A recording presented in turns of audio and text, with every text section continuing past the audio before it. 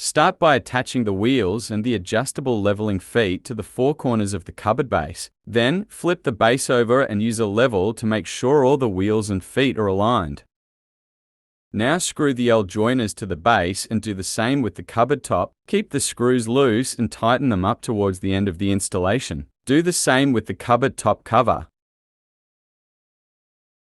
After that, connect the base and the top with the cupboard sides and secure them with screws. Screw the L corners on the cupboard side as well. Repeat the same process for the other side of the cupboard to complete the rectangular frame as shown. Here, you can tighten the screws on all corners.